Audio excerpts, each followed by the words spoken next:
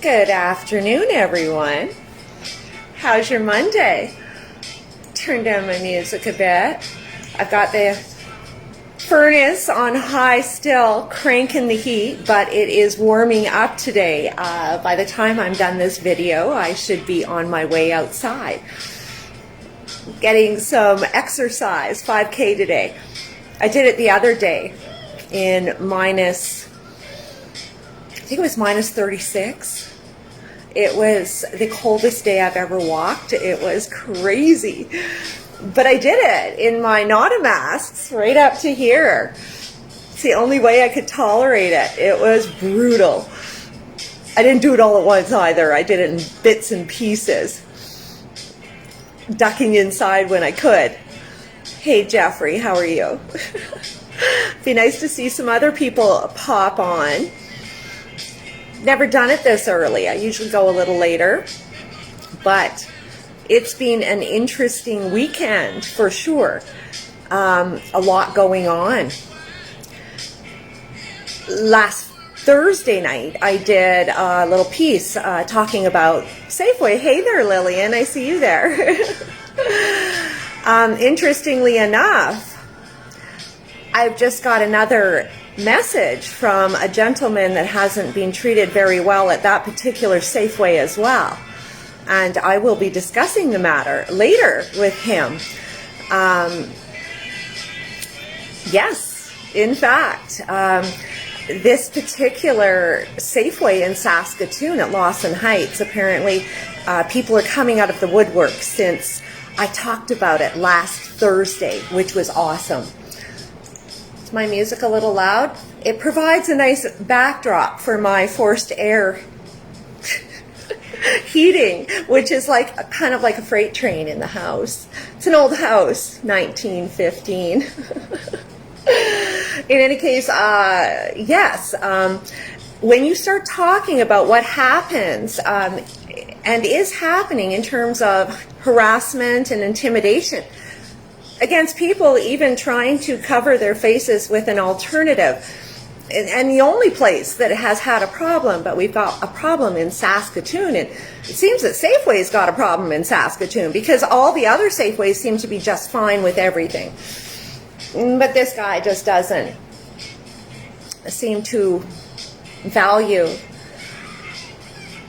others. In any case, I'm expecting more people to pop out of the woodwork as this goes on, because we know that with bullies and harassment, that it's not just isolated to one person. It's a trend and a trait in a person that gets them off on this tangent. Kind of scary.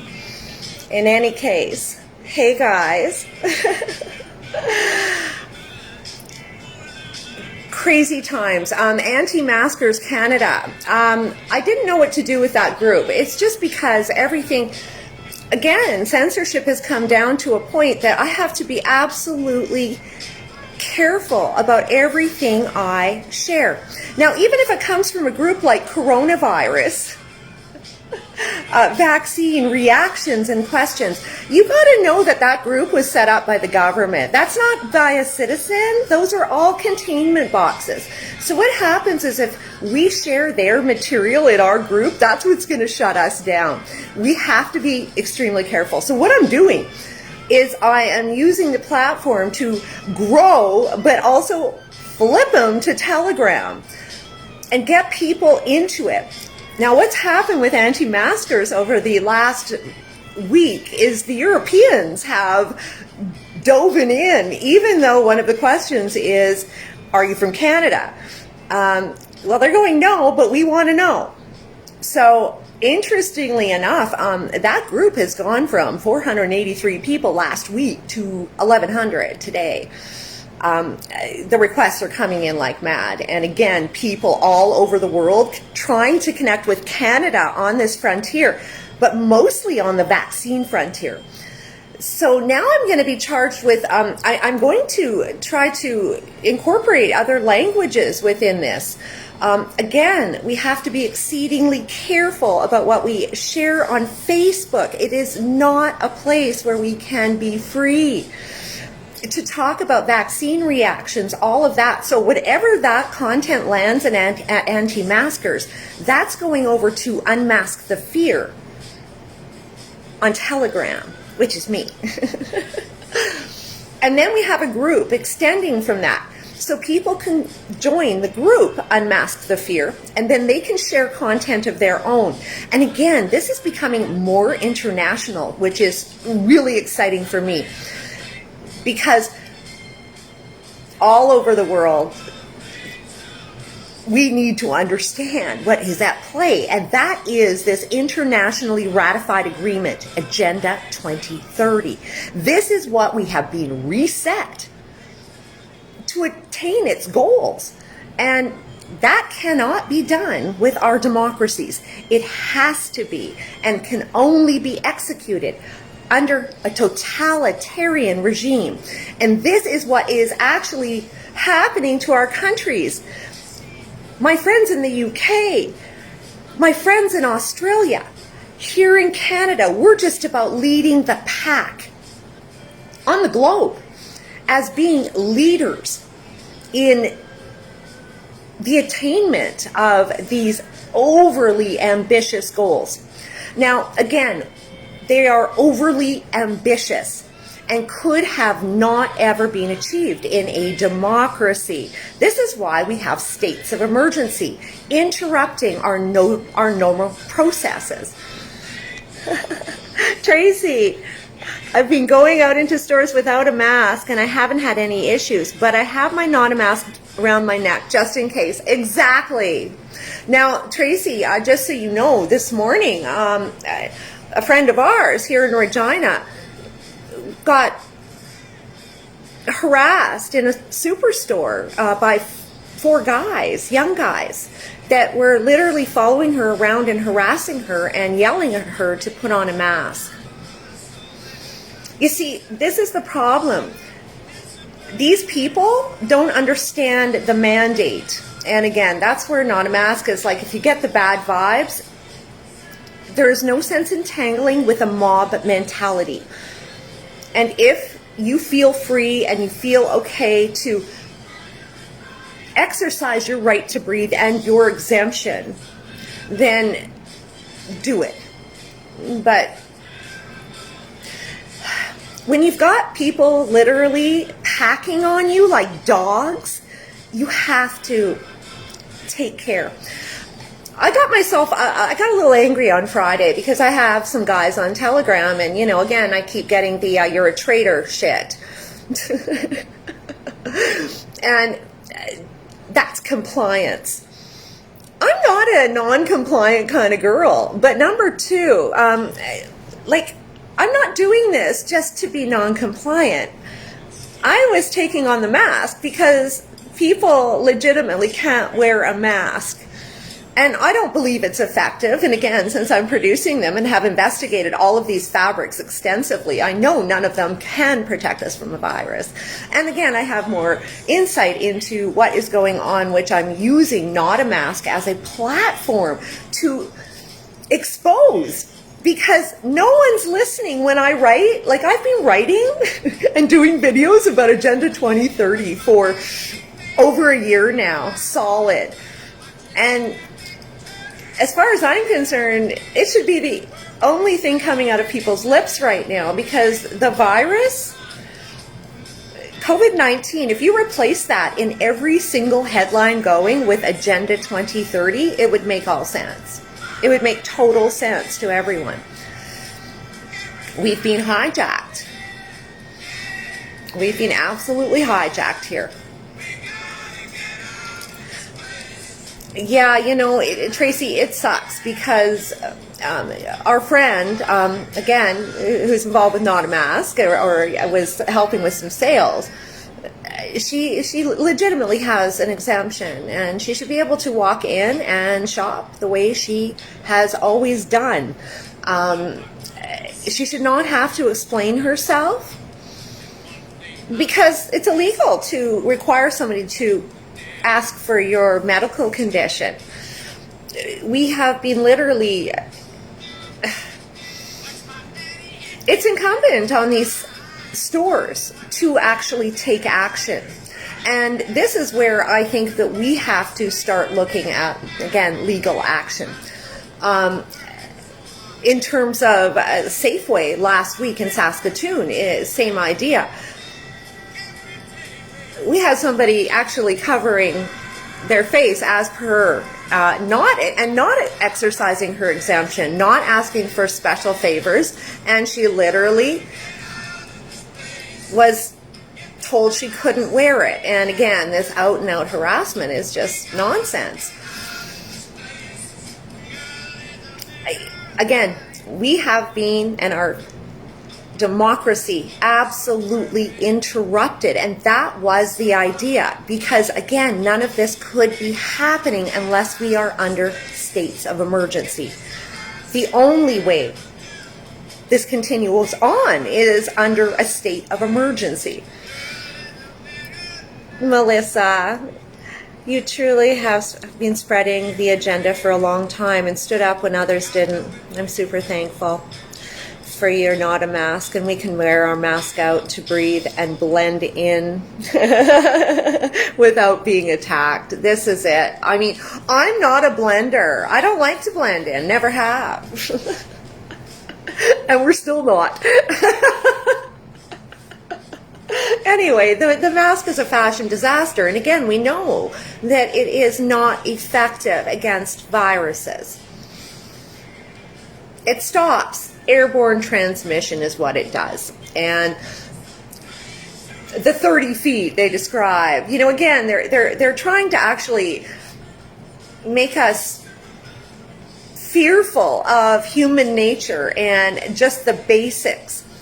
Now, something that was really interesting to me this weekend was that I was reading up, and again, I've been doing this COVID-19 thing right since the get-go. So from the first cases, I was watching them manifest and it go around the world.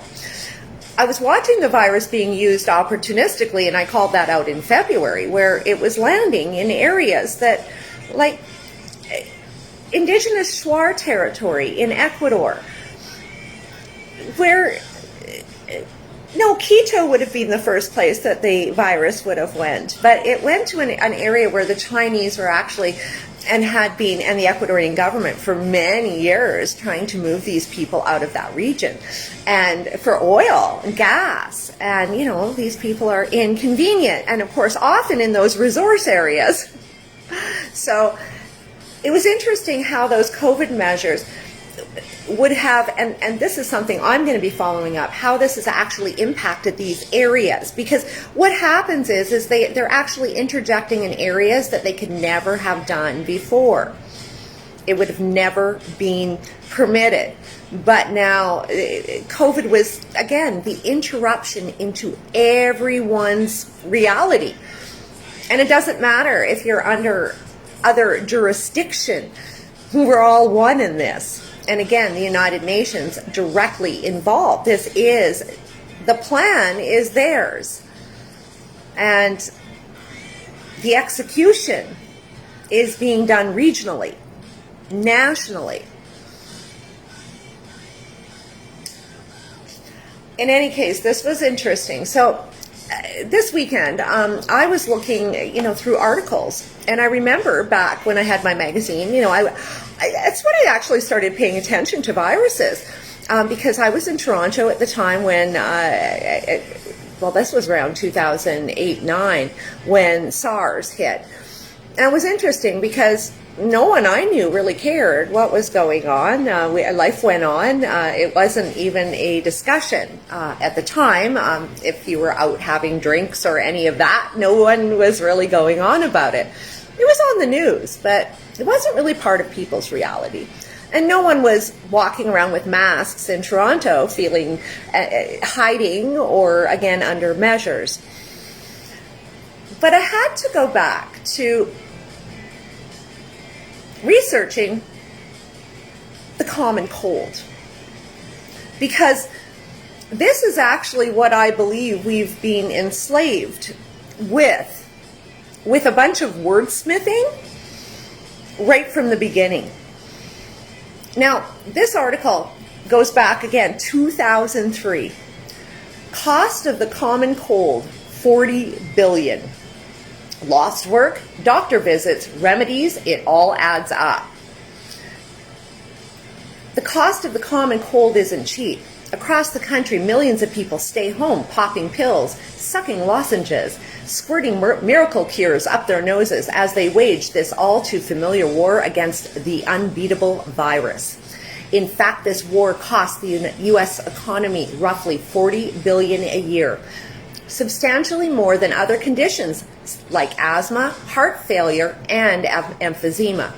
From a bottle of cough syrup to missed time at work and school, the price tag of catching a cold really adds up, says researcher A. Mark Fendrick, MD, with the Consortium of Health Outcomes, Innovation, and Cost-Effectiveness Studies at the University of Michigan, Ann Arbor. His study appears in this week's archives of internal medicine. In it, he reports the results from a nationwide telephone survey of more than 4,000 U.S. households. Nearly 75% reported suffering a cold within the last year, with an average of 2.5 episodes. A cold is the most commonly occurring virus in humans, so it was no surprise that there are approximately 500 million colds each year in the U.S., says Fendrick. What a surprise is how often the public uses the healthcare system to treat a cold.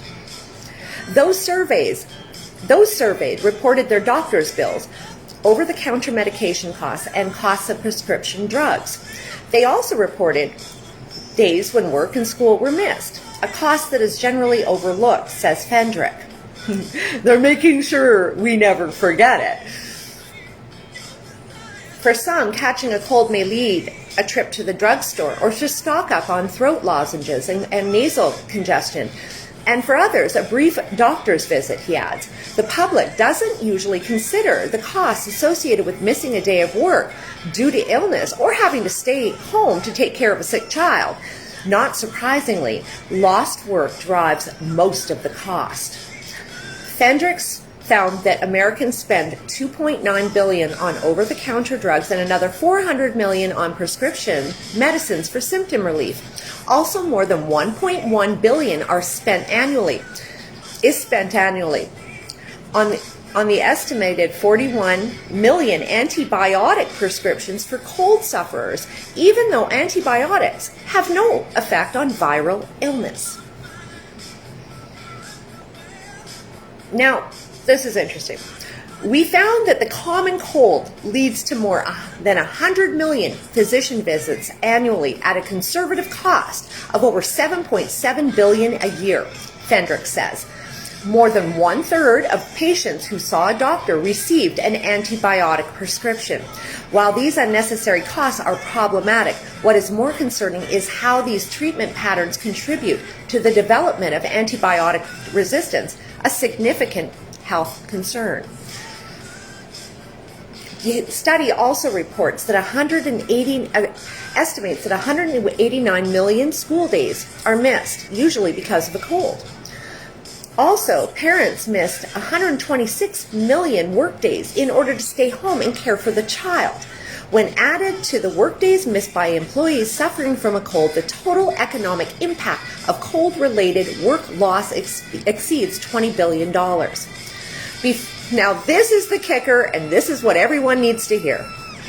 Because there is no cure for the common cold, it gets far less attention than many other less common conditions, Fendrick says. An intervention that would effectively prevent or treat the cold would have a huge clinical and economic impact, far greater than for chronic diseases that we hear about on a regular basis. Guys, now this PCR test, now where did I do with that? I've got to, okay. A positive test means that it's very likely that you have COVID-19. Most people have a mild illness and can recover safely at home without medical care. contact your health care provider if your symptoms get worse or if you have any questions or concerns. Okay. The cold. Now, I've been looking at the flu the whole time, and this comparison, again, between COVID-19 and the flu. Flu numbers, as we know, every province in Canada had testing that started in September, surveillance, that started in September and went till March every year. But whoever took a test for the flu, they might have got them in the institutions, but certainly not the normal person, because most people never went to the doctor for the flu. Well, according to that article, a lot more people did do that, and a lot of us didn't. The bottom line is the flu stats were never quantifiable. And the cold was absolutely never quantifiable because the cold was never, ever reported.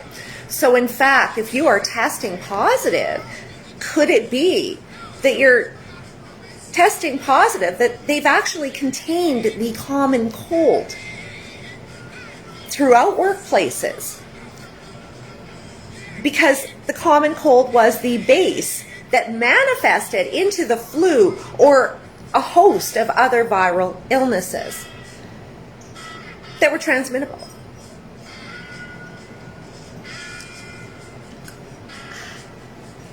The fact is, these interventions, the minute there is a sniffle, there is a test in a school. They're pushing the parents to do that right away. So what they're in fact doing is, are they detecting the common cold or the possibility that that person, and then of course they go into quarantine, staying away from the family, staying away from everyone. What they're doing is actually putting in a new protocol for the cold. We would have never done it for the cold. We would have never done it for the flu. We're keeping each of us safe from what was costing, the actual baseline of what was costing the state. And of course in Canada it's socialized healthcare, right? UK, Australia, the countries that are coming down the hardest right now are socialized healthcare. And it seems to me, because the joke I've been saying for months has been, when do you ever hear a sniffle or a sneeze or a cough? You don't. Those aren't things you can hold in. The fact is that no one is going out sick anymore. They're containing it, and it's working. Now, what's interesting is because even in this Safeway debauchery in Saskatoon, looking through Sobeys and Safeway's website, they are actually identifying, how many people get sick. And I don't think Sobeys even had one in January or February across the country. They have contained sickness, the cold, the flu, any manifestation that begins with the cold. I think they've intercepted that we've been looking too deep. And again, the wordsmithing, because when it started in China, it was the coronavirus. And then it was wordsmithed into COVID-19. And then over a weekend in the spring, the World Health Organization and every governmental body across the world, and I reported on this several times, it changed from COVID-19 to the disease of COVID-19. Now, interestingly enough, where is that?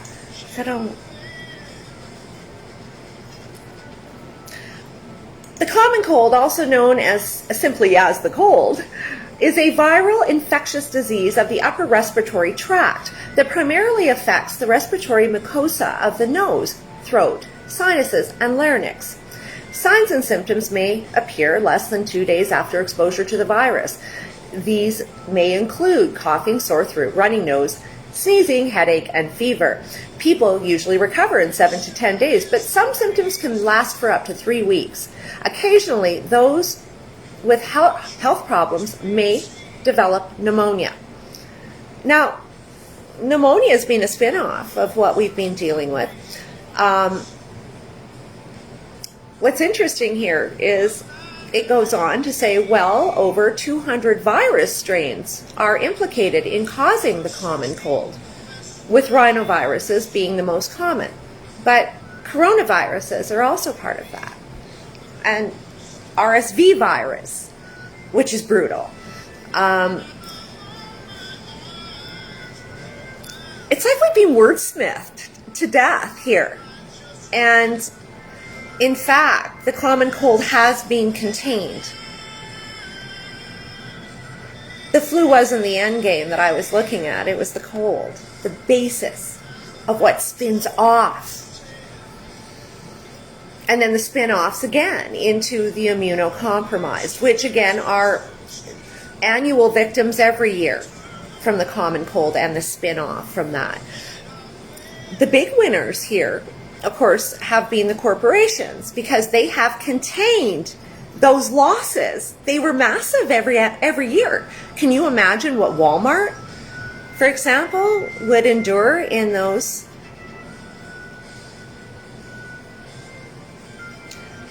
previously irretrievable costs?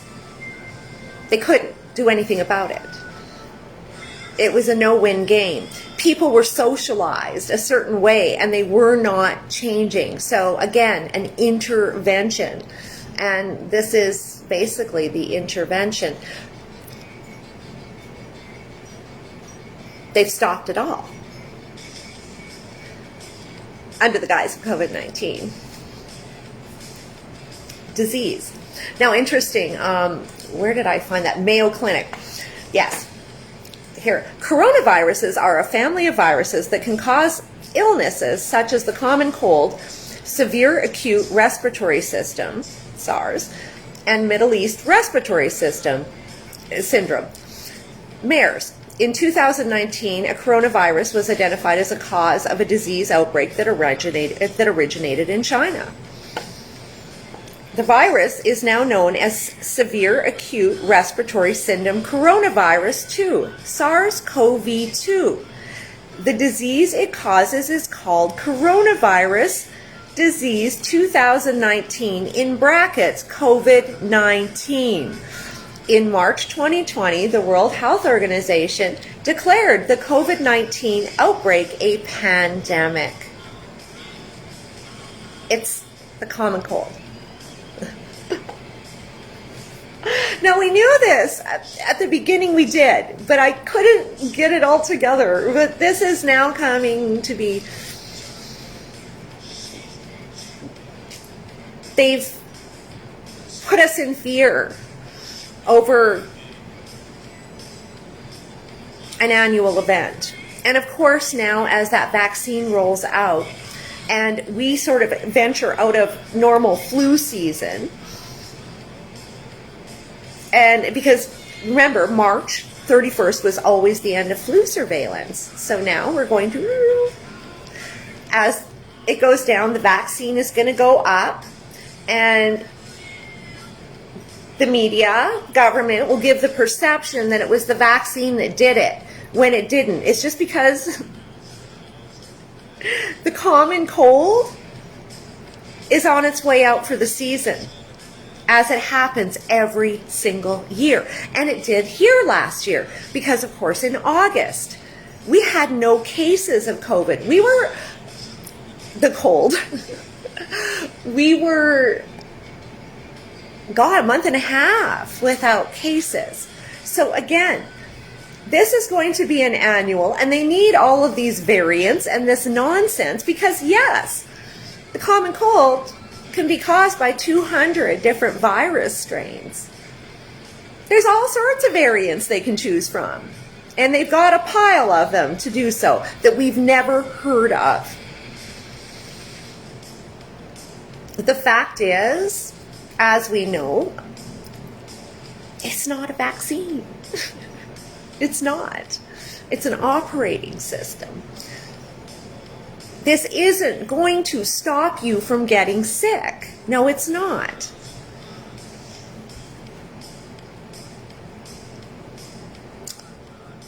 in any case, we can't talk about that much here, and that sucks. But again, Telegram is the spot where we can do that.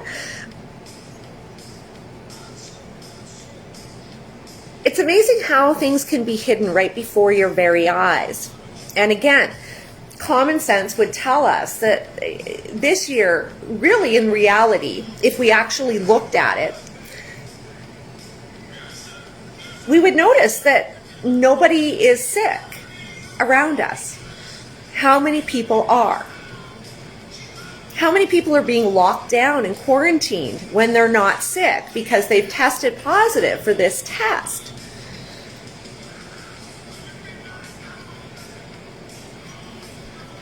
But they've done it. They've effectively and they will this is a re-socialization. This is never going away.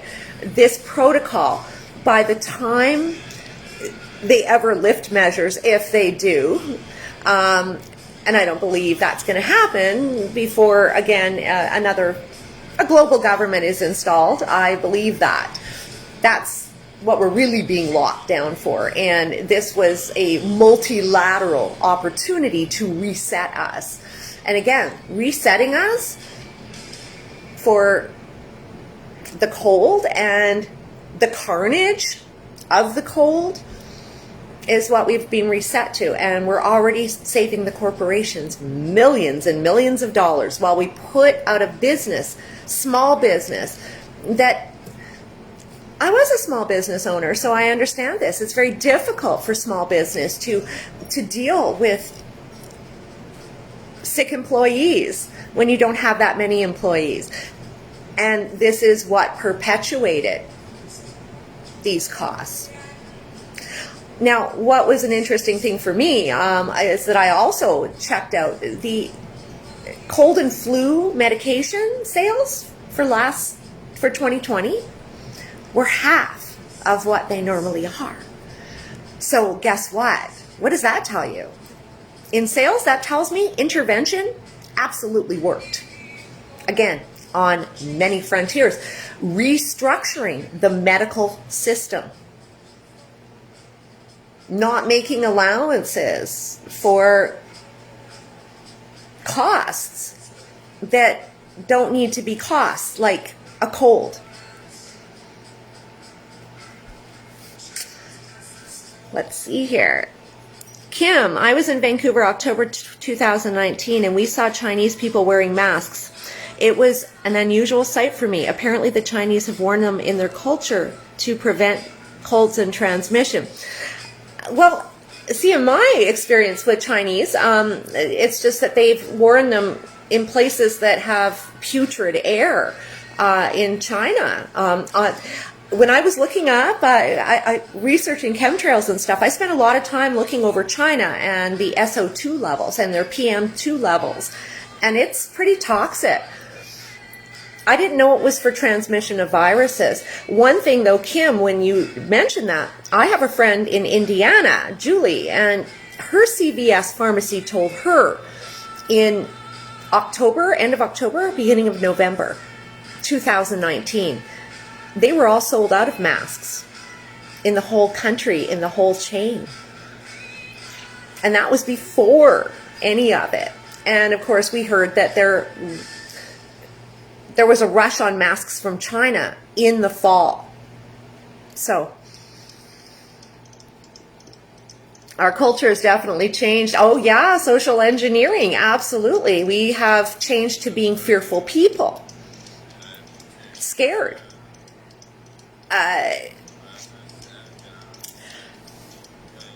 You know what though? I think true colors came out in a lot of relationships, and so it's a disappointment in a lot of ways, but I guess I like to see the positive in things, and I think it's forced a lot of people to ditch their disingenuous relationships and venture on to ones that define them today and who they actually have evolved to be, thinkers.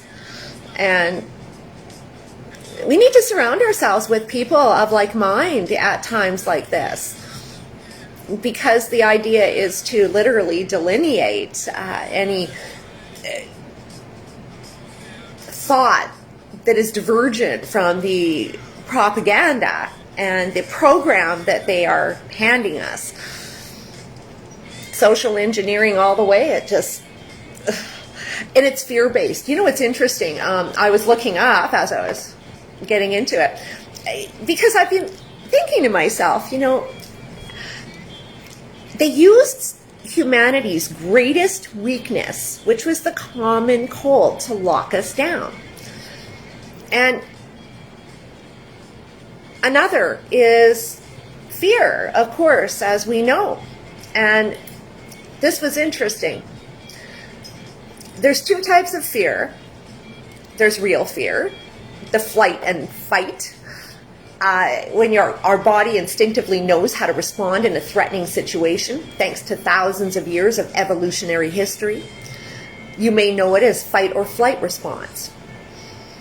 For as long as you live, you will occasionally find yourself in circumstances that necessitate an involuntary automatic response to a real threat. This is normal and natural. What is psychological fear? Psychological fear is unhelpful. But that's what's going on right now.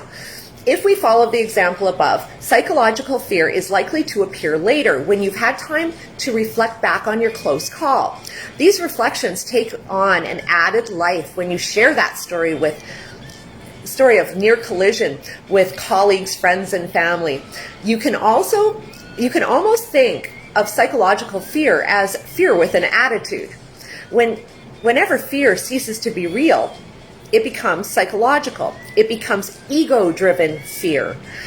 As the voice in the head gets going, it is prone to make a story out of an event, develop an attitude and opinion about it, and relive it in countless ways. This remembrance manifests as anger, complaints, comments, and negativity. The longer the ego thinks about the incident, talks to itself about it, shapes a victim identity around it, and fashions it into a story to tell others, the more personal the story becomes and the more anxious and offended the ego feels. The reason so many people aren't talking about, like, again, they're just following the letter, is because of ego. Fear of loss of status, loss of finances, loss of respect. They want to blend in right now. And this is, again, how they've taken the fear. If they were actually to look and talk to all the people they knew and synthesize the information in their head that no one's sick, that the common cold has literally been intervened. If people have kids, they know those kids were a rotating a hamster wheel of viruses, in and out, colds, sniffles, coming from school. That's been interrupted now. But the funny thing is the people aren't recognizing what's actually happened, and in fact, no one's sick. But they continue the fear. The media continues to feed the fear. And again, it's altering our personalities. It is. And I don't think anything else would have. No less drastic measure would have. I think it's despicable how they've gone about it. But again, we would have never listened, would we have? I mean, that's just the way it is. We would have said, screw you, it's the flu. We're not going to do that. We're not going to shut down our businesses and our lives. And but again, they didn't give us strategies on how to contain it. They didn't get everyone in the country on vitamin C, which would have, and D, that would have helped. The fact is, they intervened how they could. And again, it's opportunistic because it satisfies a lot of other entities in all of it. Joe, in Ontario, the states of emergency have been lifted, but thanks to the media, you wouldn't know it. Everyone is so conditioned. For sure. For sure. Again, the public health order is trumping it all. Nothing would be happening without these public health orders. And again, it's the public health officers in each province dealing directly with the World Health Organization. That's who's guiding the show. And again, the World Health Organization and the United Nations, all one, they work together in tandem. So they're a direct extension of an international body that has literally reset the world in countries that have allowed it. And of course, those are all UN countries. I need to understand more about Tanzania, because he's basically saying screw you to it all. But they're part of the UN, so I am not sure how that works. Learning every day how people are responding and how countries are responding to this. The fact is the World Health Organization, while again we're consumed with what's going on in our little regions, they're wiring together liability between nations now, and this is where that vaccine is going to be wired in. First with the corporations, but it's liability, and they're making it national liability. And there will be countries that won't do it. So this is where that global governance is going to come in later. Because again, they will be a danger to the rest of the world. Again, anyone who won't play ball is going to be a danger.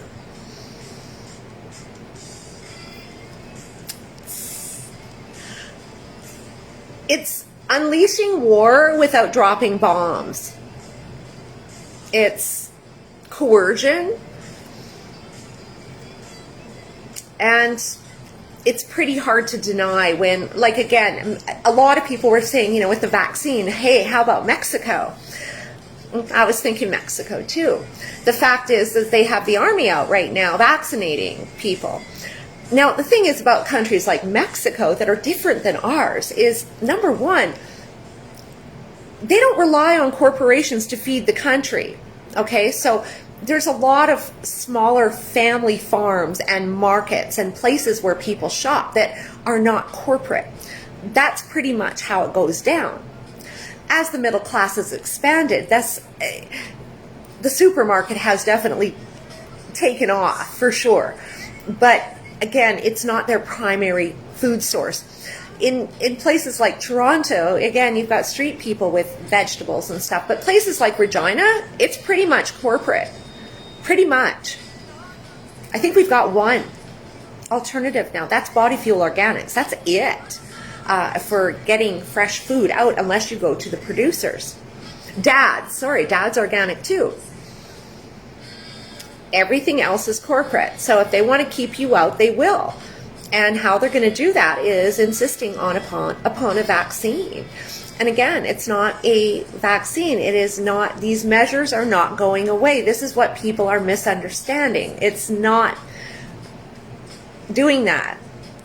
They're going to contain that common cold that can never, ever be destroyed. They've admitted it. It can't be.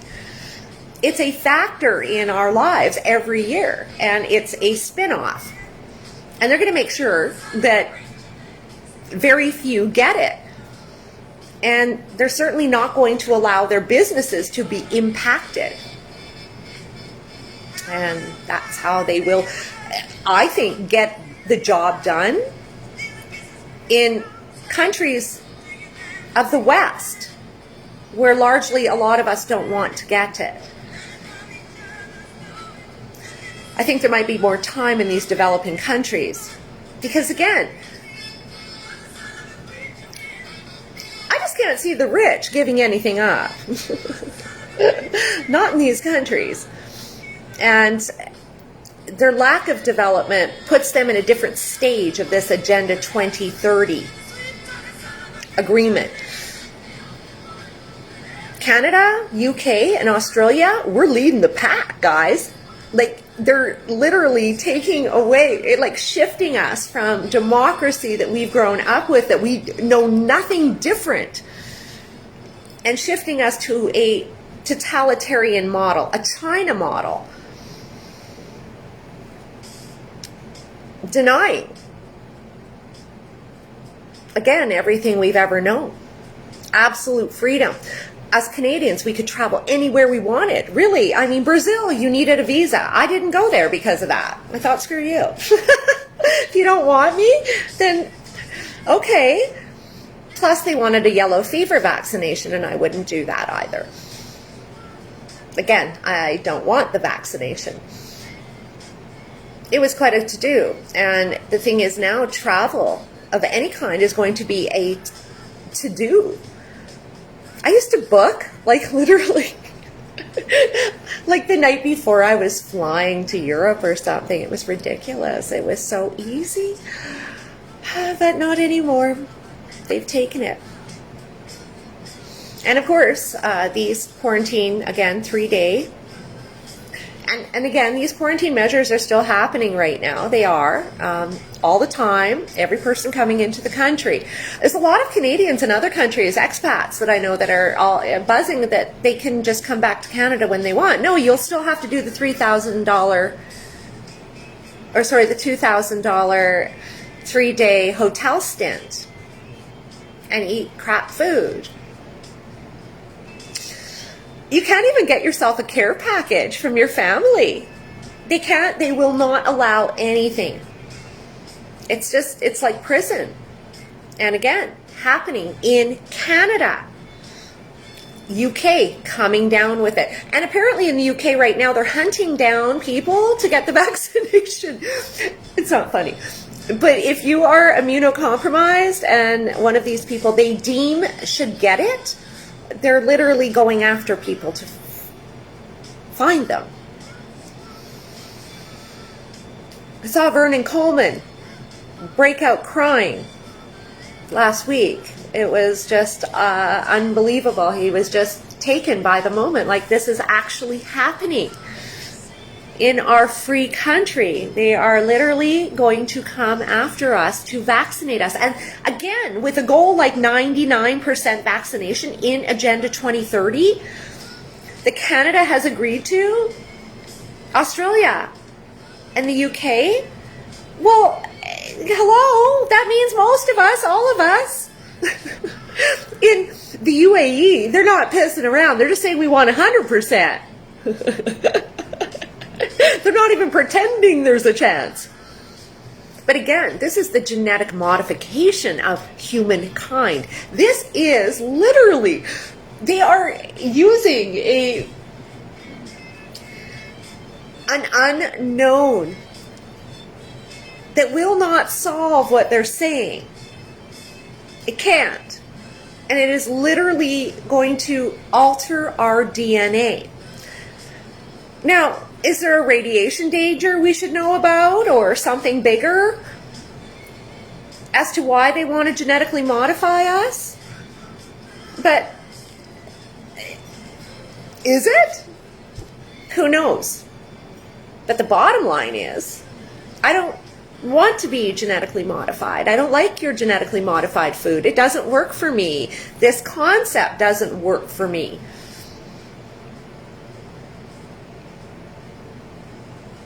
They're achieving what they couldn't achieve for years. No, not more. Last year, I believe it was 2019.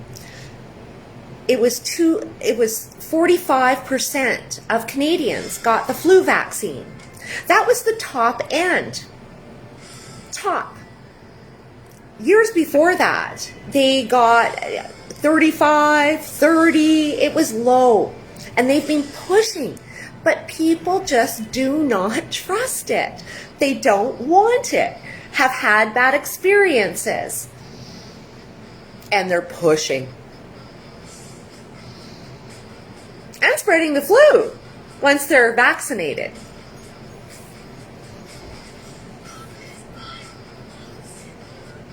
We've not agreed to be genetically modified.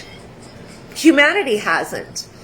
And if people do want to agree to that, okay, you can go ahead, but it doesn't mean that we all have to do it.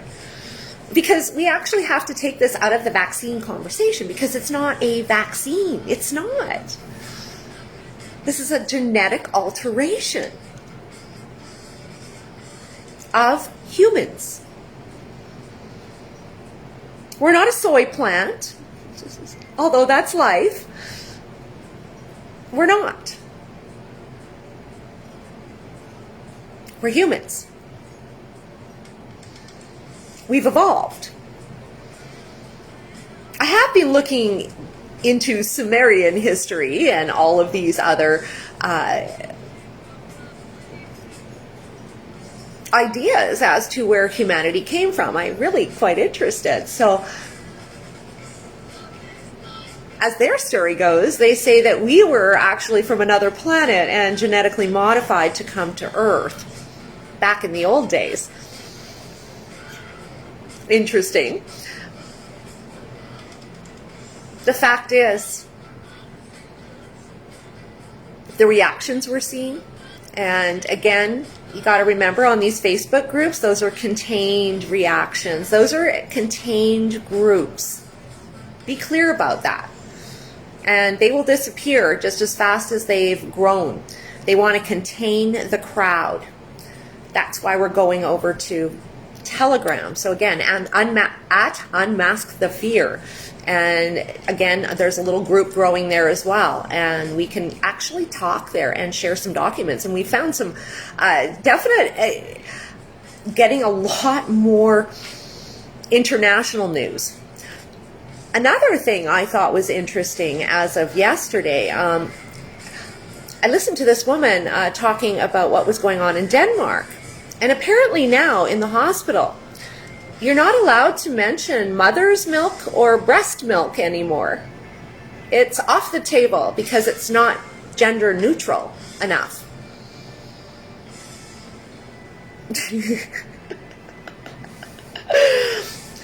It's mind-boggling, but again, I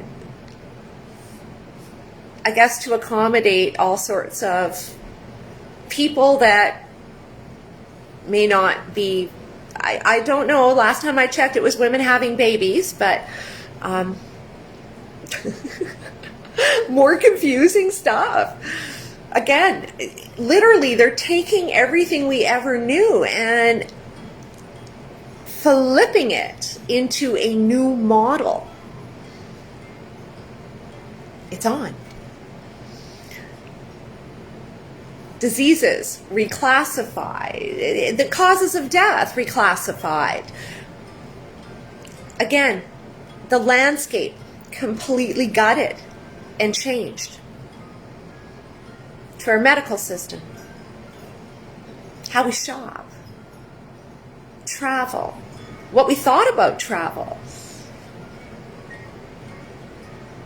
our privilege mostly, because they're identifying our privilege for the first time. We never recognized what we had. Now, see, I don't believe that in the whole we are privileged. We grew up in Canada. We have a different reality than other places in the world. But it was important to, I guess, demonstrate to us the advantage we had. And again, not like I agree with it, but we did. Living in this country comes, or did in the past, come with a significant advantage over other countries. Not anymore. Getting knocked back to meet the third world in the middle. Because again, as we venture into the future, we will become all one. And again, the mask for symbolism of global culture, the vaccination, again, all of these are global efforts that are securing the framework of global governance and the new system under them, the totalitarian regime, and the international plan in which every politician in Canada continues to ignore, like they don't know it exists. Let me ask you, if they're leaders, why don't they know it exists?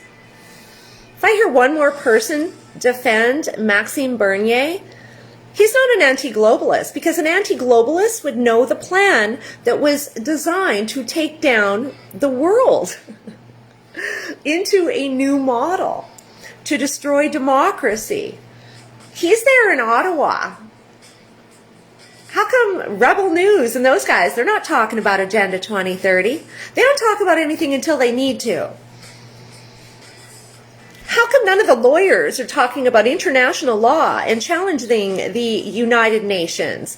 Why is it that no one will bring it up like it doesn't exist? This is the cornerstone of what we're going through right now. This is what is guiding it. This is the plan that guides it all.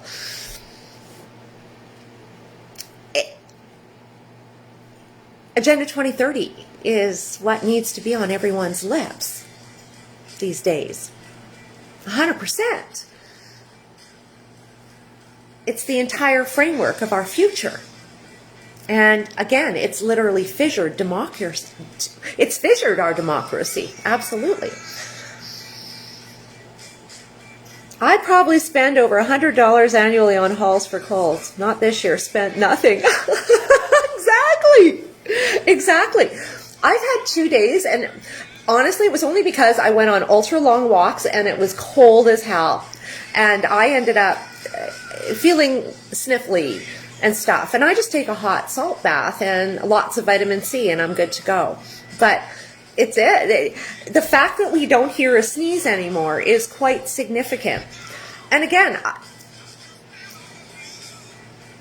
even 5 years ago, if someone was snotting all over the store, I was the witch that went up to them and said, go home. Quit spreading your viruses all over. Because it was true. People didn't get that.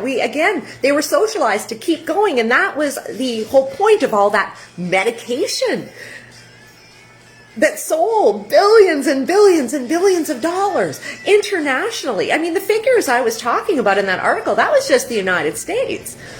You got to put all that together with the rest of the world. And again, when you're dealing with international corporations that are leading all of it, like Walmart, well, you know what? For the first time in the world, well, back even then, those corporations with operations in countries all over the world, we're seeing the same thing happen internationally,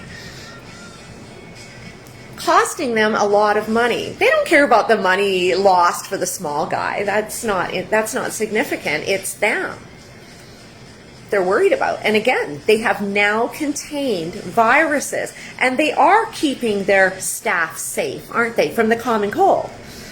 And again, anything that can spin off. This wasn't just an intervention for a certain virus. No, it was for the cold, not what they were telling us. It was for the cold, because it's captured everything. Yeah. We've been hosed. And I knew it last year. It was like they were swapping out the numbers for the flu, but no, again, the cold was absolutely unquantifiable. And again, could cause death or spin-off in, let's say, an elderly person or someone immunocompromised as it develops into pneumonia, for example, which is, again, a leading cause of death, cardiovascular issues. I was reading the Alberta stats the other night in my New Moon little broadcast there, and that was very interesting. And people with dementia, I think that was 47% of the deaths associated with COVID-19. But again, these people also, most people had 2 or 3 maladies prior to getting, again, COVID-19, the common cold. Or the spin-off, again. In any case, we're here. And so we have to move forward. And again, as we know, they're not going away. So if it's not working out for you, and constant surveillance or being hauled in to get tested, again, this is going to be a regular interference in your life. So the way you stay out of their clutches, truly, is keeping yourself well. That's all we can do. So again, they win, which is interesting. But they do win. They win in every scenario when it comes down to this whole episode that is altering humanity and the way we look at each other forever and our relationships forever. And it's interesting to see how many people were so willing just to toss away their former selves and take on the fear and the mask. And of course, a lot of us, well, don't have, aren't furthering our relationships with those people so much anymore, right? Because it became bullying, and we started to see the true colors in some of the people we were calling friends, and realize, whoa, I don't know if we want to be their friend. They're just not our type anymore. You know what? That's the thing about life. You know, we hang on to these relationships longer than we should in many cases, and we need to grow. And it's events like this that really help us do that by exposing the realities and who people really are, particularly when, again, shit comes down. That's when all masks come off, right? In any case, it has warmed up a bit here in Regina. It is minus 17 only right now. It's I've been watching the degrees go up every hour, and I'm going to get out for a good long walk. I'm doing 5K again. I need my walks and enjoy some sunshine because it's actually blue out there. And again, I'm hoping that, well,